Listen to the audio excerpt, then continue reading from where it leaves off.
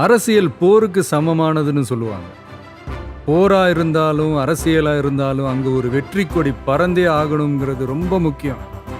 அதனாலதான் கொடினாலே வீரத்துக்கும் வெற்றிக்கும் குறியீடா மாறி இருக்குது. நம்ம கட்சி கொடியை பத்தி யோசிச்சப்ப நமக்கு என்னெல்லாம் தோணுச்சுங்கிறத உங்ககிட்ட பகிர்ந்துக்கத்தான் இந்த பதிவு. நம்ம கொடியில மேலையும் கீழையும் இருக்கிறது அடர் ரத்த சிவப்பு நிறம், அதாவது மெரூன் கலர். பொதுவாகவே சிவப்பு நிறம் புரட்சியின் குறியீடு. அந்த கேட்டகரியில வர மெரூன் கலர் எல்லாரோட கவனத்தையும் பளிச்சுன்னு ஈஸியா ஈர்க்கிற ஒரு நிறம். கட்டுப்பாட்டை குறிக்கிற கலர், பொறுப்புணர்வை சொல்ற கலர், சிந்தனை திறனை சொல்ற கலர், செயல் தீவிரத்தை சொல்ற கலர். அப்புறம் நம்ம கொடியோட நடுவுல இருக்கிறது மஞ்சள் நிறம்.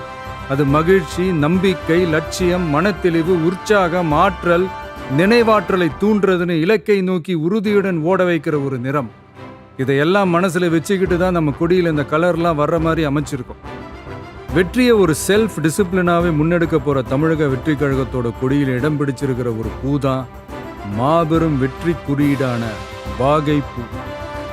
போருக்கு போயிட்டு வெற்றியோட திரும்புறப்போ மன்னனும் அவனோட படையும் வாகை பூ சூடி வந்தாங்கன்ற வர்ணனையை நாம செய்யுள்கள்ல படிச்சிருக்கோம். ஆனா மன்னர் பெரும்பிடுகு முத்தரையர் போருக்கு போறப்பவே வெற்றியை முன்கூட்டியே கணிச்சு வாகை பூ சூடிக்கிட்டு போனாருன்னு சொல்றாங்க.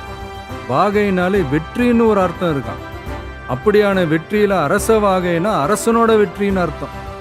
ஆனா இங்க நம்ம தமிழக வெற்றி கழக கொடியில இருக்கிற வாகை பூ மக்கள் வாகைக்கானது, அதாவது நம்ம மக்களோட வெற்றிக்கானது.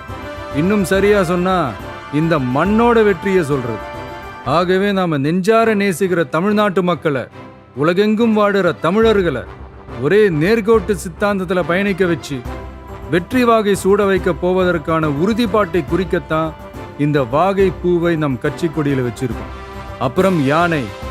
மிகப்பெரிய பலத்தை சொல்லணும்னா யானை பலம்னு சொல்லுவாங்க. தன் நிறத்திலும் குணத்திலும் உருவத்திலும் உயரத்திலும் எப்பவுமே தனித்தன்மை கொண்டதுதான் யானை. அதுலயும் குறிப்பா போர் யானை தன்னிகரற்றது. போர் தந்திரம் பழகிய யானைங்க எதிரிகளோட தடைகளையும் படைகளையும் சுத்தி வளைச்சு துவம்சம் செய்யறதுல கில்லாடிங்க. தன்னோட முன்னங்கால்களை தூக்கிக்கிட்டு தும்பிக்கையை மேல தூக்கி பிளிரிக்கிட்டே ஓடி வந்து எதிரிகளை போர்க்களத்துல பீதி அடைய வச்சு பின்னங்கால் பிடரியில அடிக்க அலறிக்கிட்டே ஓட வைக்கும். அப்படிப்பட்ட போர் முனையில இருக்கிற பலமான இரட்டை போர் யானைங்க தான் தமிழக வெற்றி கழகத்தோட கொடியில இருக்கு. இந்த இரட்டை போர் யானைங்க எவ்வளவு பெரிய மதம் பிடிச்ச யானைகளையும் கண்ட்ரோல் பண்ணி வழிக்கு கொண்டு வர்ற வல்லமை பெற்ற கும்கி யானைங்க மாதிரி தான் யாரும் விரிவா விலைக்கு சொல்ல வேண்டுமா என்ன? இந்த இரட்டை போர் யானைங்க எதை குறிக்குது, இது எதோட குறியீடு, இதோட கோடிங், டீகோடிங், மீனிங் எல்லாமே புரிய வேண்டியவங்களுக்கு ரொம்ப கரெக்டா தெளிவா புரியும். அப்புறம் நம்ம கொடியோட நடுவுல இருக்க வாகை பூவை சுத்தி நாம வென்றெடுக்க வேண்டிய நம்மளோட செயல் திட்டங்களை சொல்ற மாதிரி 28 நட்சத்திரங்களும் இருக்கு.